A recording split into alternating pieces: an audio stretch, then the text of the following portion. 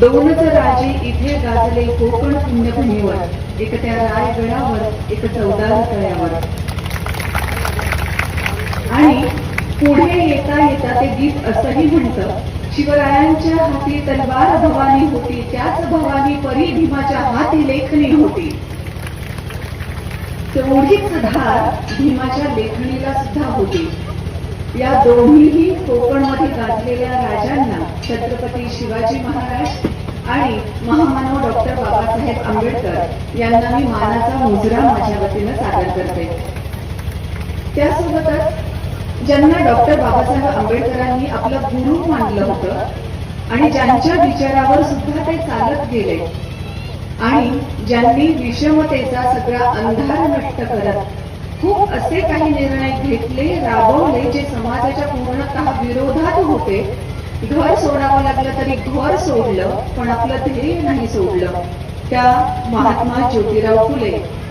त्यासोबतच ज्यांनी माणगावच्या परिषदेमध्ये बाबासाहेबांबद्दल बोलताना सांगितलं की आता तुम्हाला तुमच्या समाजाचे नेते मिळाले आहेत. आणि इतिहास काय घडलं बघितलं आपण.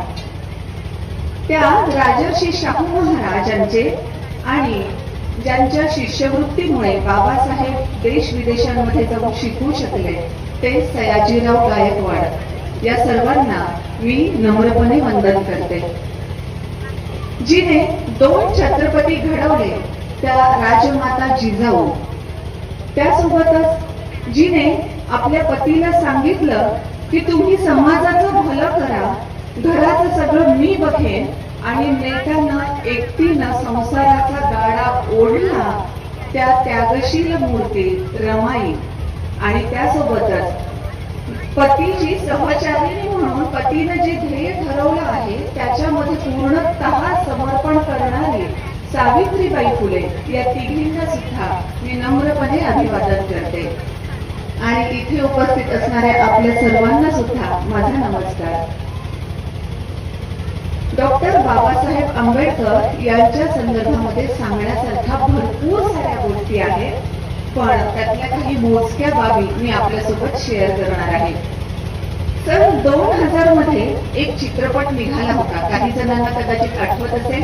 चित्रपटाचं नाव होतं डॉक्टर बाबासाहेब आंबेडकर. आणि या चित्रपटाचं दिग्दर्शन केलं होतं जब्बार पटेल यांनी. हा चित्रपट आंतरराष्ट्रीय स्तरावर दाखवण्यात आलेला होता. आणि जेव्हा ब्राझीलमध्ये सुद्धा या चित्रपटाचं प्रदर्शन झालं, चित्रपट संपूर्ण संपल्यानंतर दिग्दर्शक जब्बार पटेल यांना ब्राझीलमधली ती एक महिला भेटण्यासाठी आली आणि ती म्हणाली, तुमचा सिनेमा खरंच खूप छान आहे, पण मला खरं सांगा, या चित्रपटातला हा हिरो जो आहे तो मात्र काल्पनिक आहे ना? कारण तिला अब्सोल्युटली पटतच नव्हतं. एक छोटासा मुलगा ज्याला स्वतःचा गोंडपाट आणून वर्गाच्या बाहेर बसून शिकावं लागतं, ज्याला समोर माठामध्ये पाणी दिसतं पण तहानेनं व्याकुळ व्हावं लागतं, हा मुलगा देश विदेशामध्ये जाऊन एवढं शिकतो आणि एक वेळ अशी येते की भारताचं संविधान सुद्धा लिहितो. हे तिला अजिबात खरं वाटत नव्हतं. म्हणून ती म्हणत होती की या सिनेमातला हा हिरो काल्पनिक आहे का? आणि जेव्हा जब्बार पटेल यांनी असं सांगितलं की काल्पनिक अजिबात नाही, हे डॉक्टर बाबासाहेब आंबेडकर आमच्या देशात खरोखर घडून गेले आहेत, तेव्हा तिच्या डोळ्यामध्ये अक्षरशः आसवांच्या धारा लागल्या. कारण तिला कुठेतरी वेदना जाणवत होती त्या छोट्या मुलाची. केवढा संघर्ष त्याला लहानपणापासून करावा लागला आणि कुठेतरी खूप अभिमान वाटत होता की या अशा परिस्थितीमध्ये संघर्ष करून अतिशय मोठी झेप त्याने घेतली आहे. त्याच्याबद्दल अभिमान वाटावा तेवढाच कमी. म्हणून वेदना आणि अभिमान या दोन्हीचाही परिणाम म्हणून तिच्या डोळ्यांमधून अश्रू वाहत होते.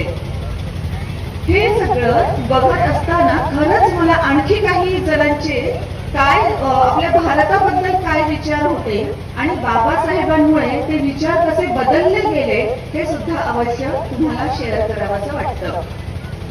जॉन स्ट्रॅचे नावाचा एक ब्रिटिश अधिकारी होता. अर्थातच ब्रिटिश अधिकारी म्हणून आपल्या भारतावर त्यांना खूप मोठमोठ्या पदांवर काम केलं होतं.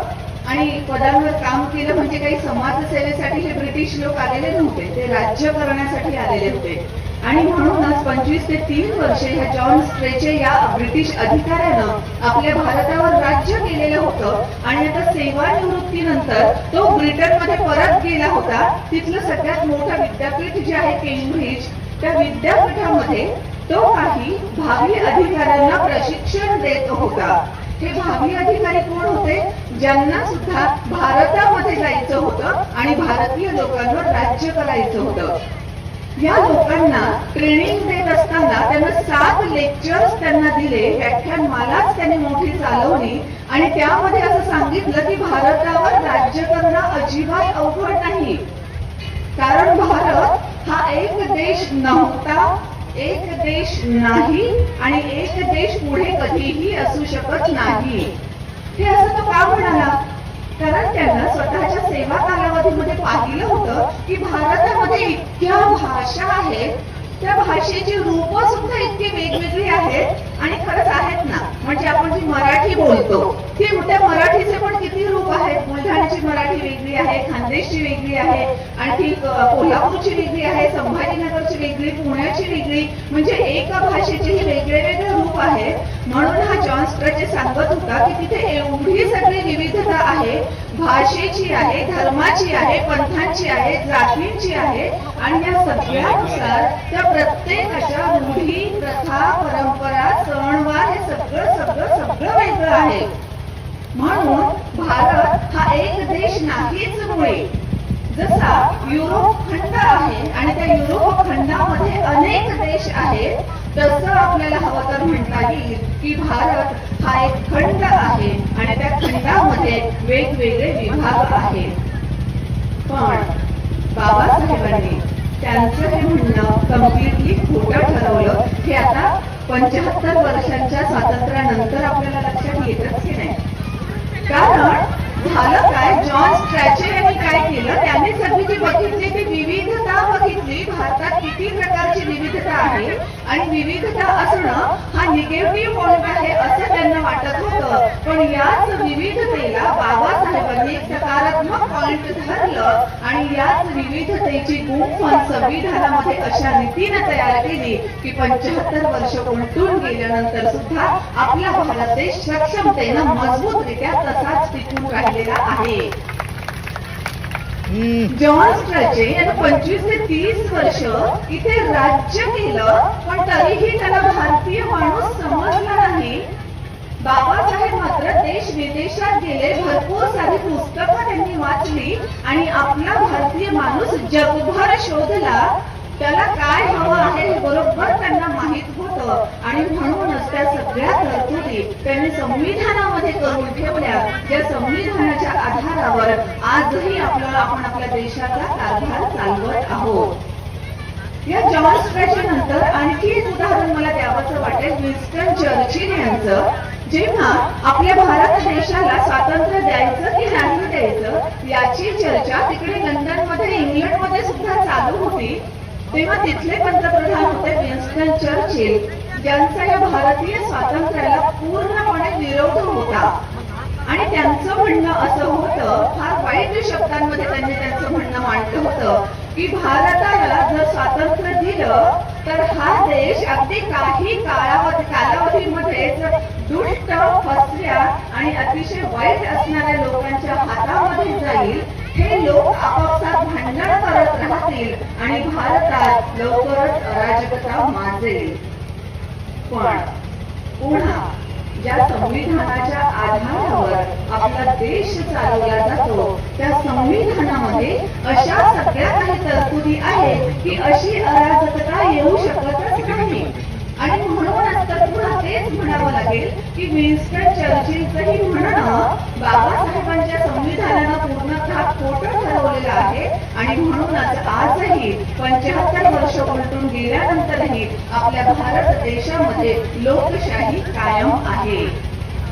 त्यासोबतच काही वर्षांपूर्वी जेव्हा बराक ओबामा अमेरिकेचे राष्ट्राध्यक्ष होते तेव्हा भारताच्या भेटीवर आले होते.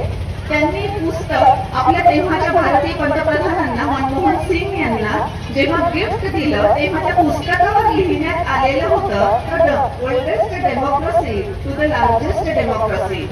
अमेरिका हा देश साधारणतः 250 पेक्षाही वर्षांपासून लोकशाही देश आहे. म्हणजे सगळ्यात जुनी लोकशाही जी आहे अमेरिका, त्या लोकशाहीपासून तर सगळ्यात मोठी लोकशाही जी आहे भारत, त्या लोकशाहीला हे पुस्तक सप्रेम भेट या अर्थाने त्यांनी त्यावर लिहिलेलं होतं. पण त्याच वेळी आपल्याला हे लक्षात घेतलंच पाहिजे, अमेरिका भलेही अगदी जुनी लोकशाही आहे, आपण आता 75 वर्षांचे लोकशाहीमध्ये झालो आहोत, पण अमेरिका 250 पेक्षा जास्त वर्षांची जुनी लोकशाही आहे. पण या अमेरिकेमध्ये महिलांना मताचा अधिकार मिळवण्यासाठी खूप संघर्ष करावा लागला. पण आपल्या भारतामध्ये मात्र आपल्या सगळ्यांना मताचा अधिकार अजिबात संघर्ष न करता मिळाला. म्हणून तर बाबासाहेबांचं म्हणणं असं होतं की लोकशाही सत्ता म्हणजे असा सत्ता पालट की जो रक्ताचा एकही थेंब न सांडता होतो. आणि म्हणूनच आपल्याला मताचा अधिकार दिला आहे आणि त्या आधारावर जेव्हा आपल्याला सत्ता पालट करायचा असतो तेव्हा आपण तो सत्ता पालट करतो. अमर्त्य सेन होते ज्यांना नोबेल पारितोषिक मिळालं अर्थशास्त्रामधलं. त्यांनी असं म्हटलंय की बाबासाहेब आंबेडकर हे फक्त संविधान निर्माते होते असं अजिबात नाही, तर अर्थतज्ञ म्हणून ते अगदी जागतिक स्तरावरचे विचारवंत होते. आणि त्यासोबतच बाबासाहेब यांचा बेसिक पाया जो होता तो सामाजिक न्याय, समता आणि बंधुता यावर होता. म्हणूनच मानवता त्यांनी जी सांगितली ती संपूर्ण जगासाठी उपयोगी ठरणारी आहे. हे सगळं ऐकल्यानंतर खरंच आपण एवढ्या चांगल्या देशामध्ये जन्माला आलो आहोत की आपले पूर्वज असे होते ज्यांनी इतके चांगले विचार आपल्याला दिले, याच्याबद्दल डेफिनेटली आपल्याला अभिमान वाटतोच. बाबासाहेबांचं एक धोरण होतं की आपल्याला जिथून घेता येईल तिथून ज्ञान घ्यायचं आहे. म्हणून मग त्यांनी शिक्षण घेतलं, ठिकठिकाणाहून शिक्षण घेतलं. फक्त शिक्षण घेतलं एवढं नाही तर ते भरपूर सारी पुस्तकं वाचत होते. आपल्या सगळ्यांना माहित असेल की 50,000 पुस्तकांपेक्षाही जास्त त्यांची पुस्तकं होती, जी त्या काळामध्ये एका माणसाकडे असणारी सगळ्यात जास्त संख्या होती. पुस्तकांसाठी बाबासाहेबांनी आपल्या घरामध्ये अख्खा एक मजला तयार केला होता, एवढं त्यांचं पुस्तक वाचन होतं. हे सगळं त्यांना का वाचायचं होतं किंवा एवढा सगळा अभ्यास त्यांना का करायचा होता? कारण त्यांना माहित होतं की वर्षानुवर्ष आपला समाज जो खितपत पडलेला आहे, या समाजाला जर वर आणायचं असेल तर शिकण्याशिवाय किंवा शिक्षणाशिवाय पर्यायच नाही. म्हणजे एकदा कोणीतरी त्यांना विचारलं की बाबासाहेब तुम्ही एवढं रात्र रात्र जागून वाचत राहता, अभ्यास करत राहता, एवढं का करता? तेव्हा बाबासाहेबांचं उत्तर असं होतं, माझा समाज जो पिढ्यानपिढ्या अन्यायामध्ये राहिलेला आहे, त्या समाजाला जर त्याचे हक्क मिळवून द्यायचे असतील तर मला जागलंच पाहिजे. कुणीतरी त्यांना जेव्हा विचारलं की हे सगळं करत असताना तुम्हाला कंटाळा येत नाही का? तेव्हाही बाबासाहेबांचं उत्तर असं होतं, शेवटी मनुष्य असते, पण बाबासाहेबांचं उत्तर असं होतं, कंटाळा आला तरी त्याच क्षणी माझ्या डोळ्यासमोर राजर्षी शाहू महाराजांचा चेहरा उभा राहतो, माझ्या समाज बांधवांचे चेहरे उभे राहतात आणि माझा कंटाळा येण्याच्या अगोदरच पळून गेलेला असतो आणि पुन्हा मी माझं ज्ञान संपादनाच्या तयारीला लागलेलो असतो. एवढं सगळं अभ्यास त्यांना का करायचा होता? कारण त्यांना माहित होतं की जर आपल्या समाजाला वर काढायचं असेल, त्यांना घेऊन यायचं असेल तर डेफिनेटली आपल्याला कायदा माहित असला पाहिजे. राजकीय परिस्थिती व्यवस्थित करण्यासाठी आपल्याला ते राजकीय परिस्थिती कशी असते, कोणती चांगली असते याचा अभ्यास करणं गरजेचं आहे. मूलभूत तत्व कोणकोणत्या देशामध्ये कशा प्रकारचे आहेत आणि जर आपल्याला सामाजिक न्यायाचं तत्व हा बेस मानायचा असेल तर सामाजिक न्यायाचं तत्व राबवण्यासाठी कुठे कुठे काय काय करण्यात येत आहे याचीही माहिती त्यांना हवी होती आणि त्यामुळे त्यांचा एवढा सगळा अभ्यास चालू होता. आणि या ठिकाणी मला एका राजकुमारीची गोष्ट तुम्हाला सांगावीशी वाटते. ही राजकुमारी अतिशय विद्वान, इतकी विद्वान की जेव्हा तिचं लग्न करण्याचं वय झालं तेव्हा तिनं अट ठेवली की मी माझ्यापेक्षाही जास्त विद्वान असणाऱ्याच विद्वानाशी किंवा तरुणाशी लग्न करणार आहे. झालं. मग राजाने सगळ्यांना सांगितलं, मोठमोठे विद्वान येऊन तिच्याशी चर्चा करू लागले. पण ती खरोखरच एवढी हुशार होती की ती प्रत्येकाला हरवून टाकायची आणि प्रत्येक जण हरल्यानंतर तर लग्न करण्याचा प्रश्नच नाही. आता राजाला चिंता वाटू लागली की प्रत्येक विद्वान वेगवेगळ्या क्षेत्रातला आणला, वेगवेगळ्या ठिकाणचा आणला, तरी सुद्धा ही आपली राजकुमारी त्याला हरवून टाकत आहे. अशा परिस्थितीमध्ये तिचं लग्न कसं करता येईल? म्हणून शेवटी राजानेच एक उपाय ठरवला. त्यांनी जो एक विद्वान त्याला स्वतःला जावई म्हणून आवडलेला होता त्याला बोलवलं. आणखी वेगवेगळ्या क्षेत्रात विद्वान असणाऱ्या एक 10-12 जणांनाही बोलवलं आणि त्यांचा प्लॅन असा ठरला की जो हा राजाला आवडलेला विद्वान होता त्यानं मौन धारण करायचं. राजकुमारीला सांगितलं जाईल की हा खरा विद्वान आहे जो तुझ्याशी चर्चा करणार आहे, पण तो मौन धारण करणार, त्यानं मौन धारण केलेलं आहे, मौन तो सोडणार नाही. तो काही हातवाऱ्यांनी उत्तर सांगेल आणि त्याच्या हातवाऱ्यांचे उत्तर, त्याचा अर्थ हे बाकीचे विद्वानांपैकी कोणीतरी सांगेल. आता झालं काय? ज्या प्रश्नांचे उत्तर या खऱ्या विद्वानाला येत होते किंवा त्या राजाला आवडलेल्या विद्वानाला येत होते, तो त्याचे हातवारे करायचा आणि कोणी त्याला उत्तर द्यायचं. पण काही प्रश्न असे होते की ज्याचं उत्तर यालाही माहित नव्हतं. मग खरं तर तो ती सगळी चर्चा हरला असता आणि त्यालाही निघून जावं लागलं असतं. पण आता साथीला हे आणखी 10-12 विद्वान होते, म्हणून तो कुठलेही हातवारे करायचा आणि त्या क्षेत्रातला, तिनं जो प्रश्न विचारला त्या क्षेत्रातलं जे जाणकार विद्वान असेल ते त्याचं बरोबर उत्तर द्यायचं आणि राजकन्याला वाटायचं, अरे वा, यानं हातवारे इतके व्यवस्थित पद्धतीनं केले, आपलं उत्तर बरोबर मिळालेलं आहे. त्या राजकुमारीचं काय पुढे झालं हा काही आपला विषय नाही म्हणून मी ते सांगणार नाही, ते तुम्ही नंतर शोधत बसा काय झालं ते.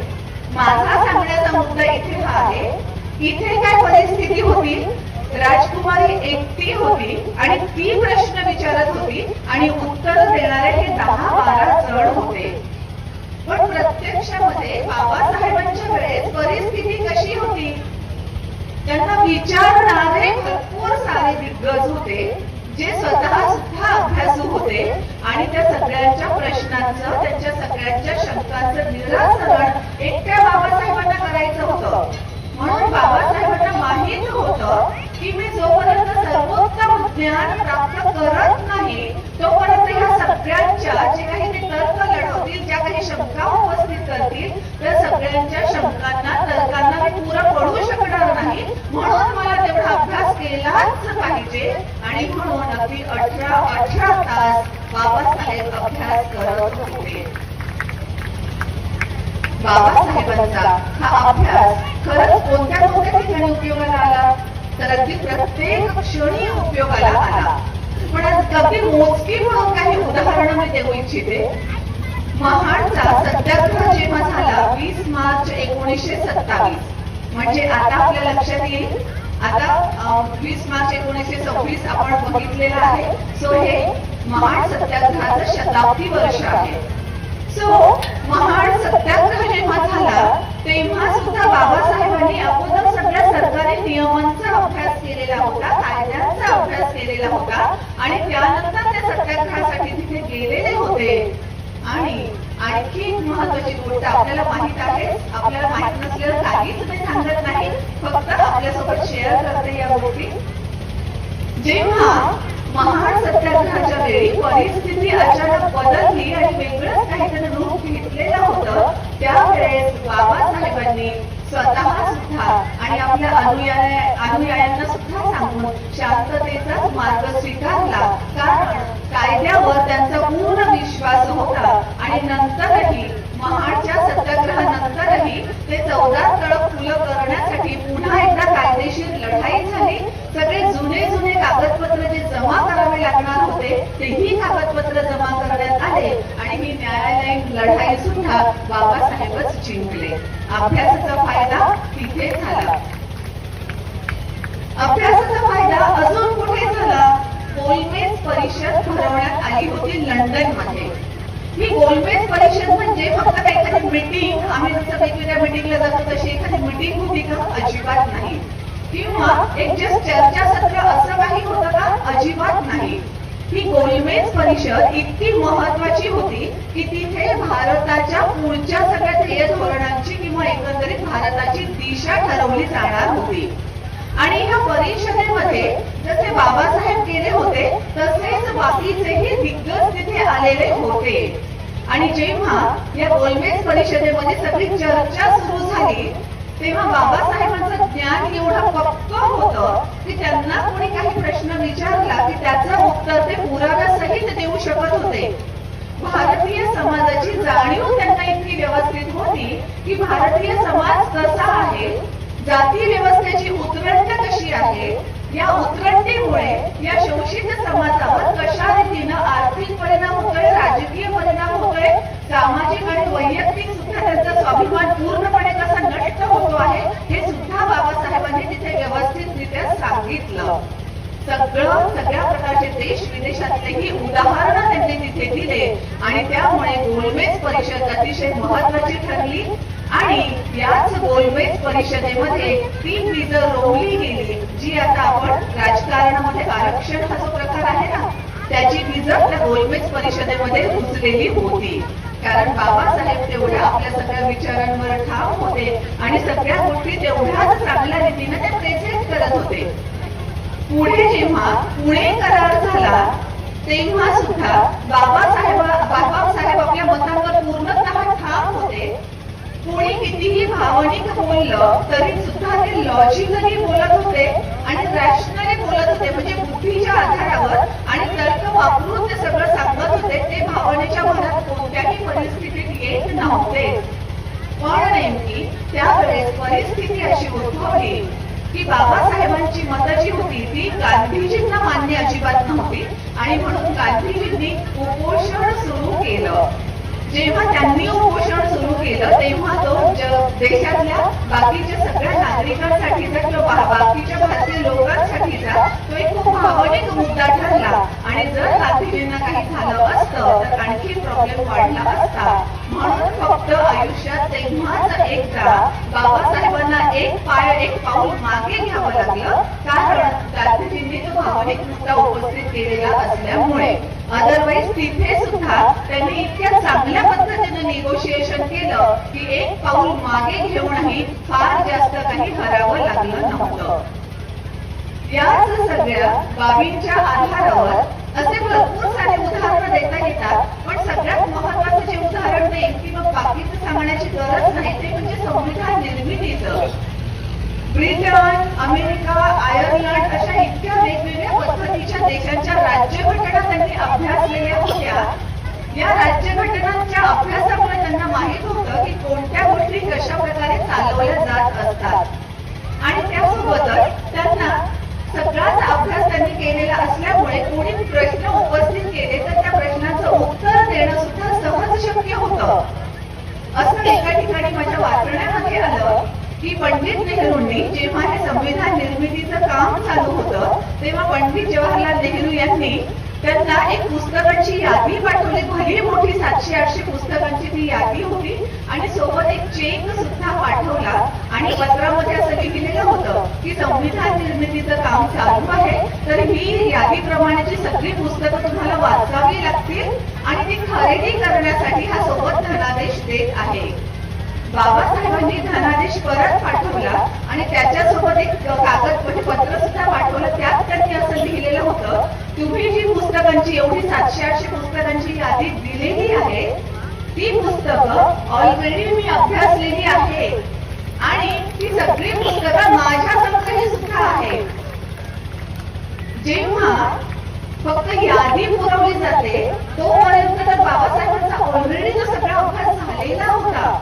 म्हणूनच जेव्हा संविधान निर्मितीची प्रक्रिया चालू होती तेव्हा त्याही बाजूने मी जसं म्हटलं की राजकुमारी एकटी होती प्रश्न विचारणारे उत्तर देणारे एवढे जण होते. इथे प्रश्न विचारणारे भरपूर होते. बाबासाहेब एकटे उत्तर देणारे होते. त्यांच्या अपोजिट साईडला कोण कोण होते? डॉक्टर राजेंद्र प्रसाद, सरदार वल्लभभाई पटेल, श्यामाप्रसाद मुखर्जी, इतके सगळे वेगवेगळे नेते असताना आणि तेही होते ते असताना सुद्धा त्यांनी जे प्रश्न विचारले, जिथे कुठे काही शंका उपस्थित झाल्या, हे असं कसं, हे कलम घेण्याची गरज काय, ते नाही घेतलं तर का चालणार नाही, या सगळ्यांची उत्तरं बाबासाहेब पुराव्यांच्या आधारावर देत होते.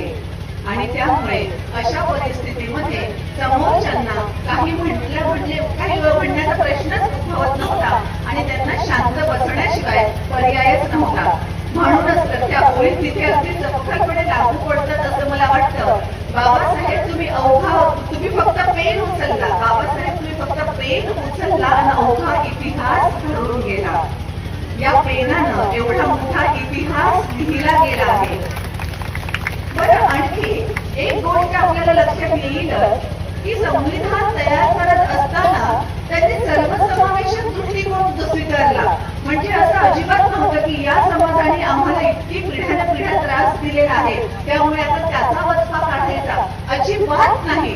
प्रत्येक व्यक्तीला म्हणजे प्रत्येक नागरिकाला सगळे अधिकार मिळतील, त्यांच्या अधिकारांचं व्यवस्थितरित्या संरक्षण केलं जाईल आणि ते अधिकार त्यांना व्यवस्थितरित्या वापरता सुद्धा येतील, यासाठी बाबासाहेबांनी त्याच रीतीचं संविधान तयार केलं. म्हणूनच तर असं म्हणतात की संविधान हे फक्त कायद्याचं पुस्तक नाही, देश कसा चालवायचा आहे या संदर्भातल्या ते कायद्याचं पुस्तक नाही, तर ते एक मानवतेचं प्रतीक आहे, ज्याचा आदर बाहेरही केला जातो. हे सगळं सांगत असताना मला प्लेटोची एक गोष्टही सांगावीशी वाटते.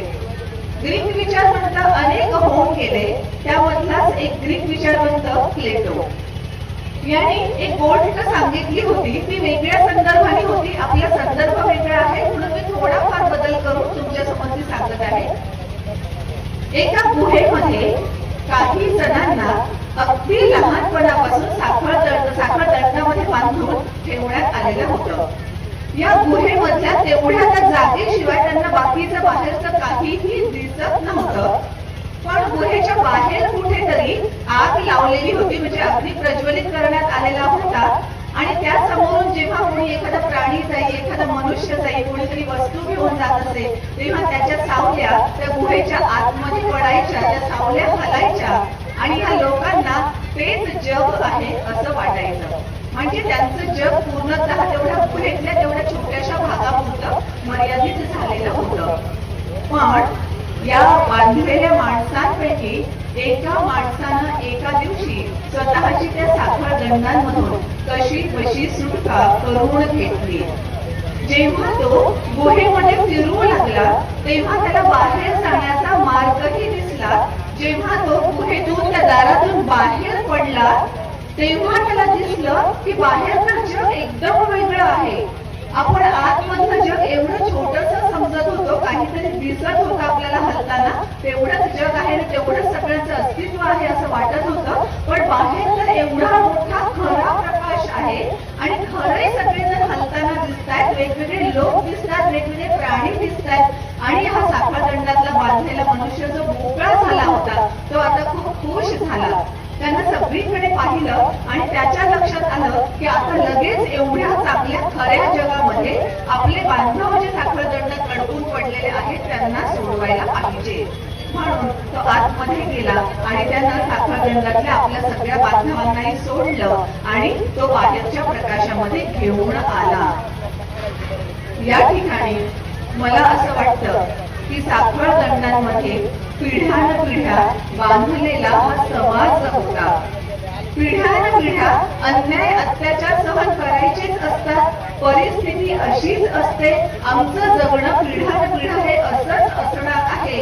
अशा परिस्थितीच्या किंवा प्रथेच्या परंपरांच्या साखळदंडांमध्ये सगळा समाज बांधून केलेला होता.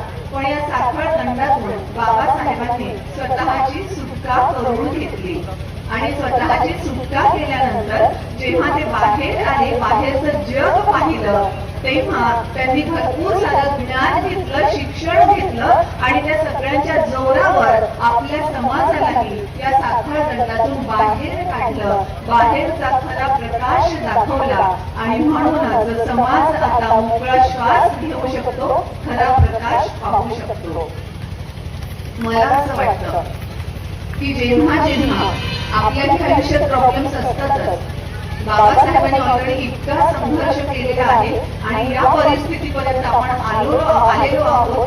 त्यामुळे त्यांच्या इतका संघर्ष तर जगात कुणालाच करायचा नाहीये.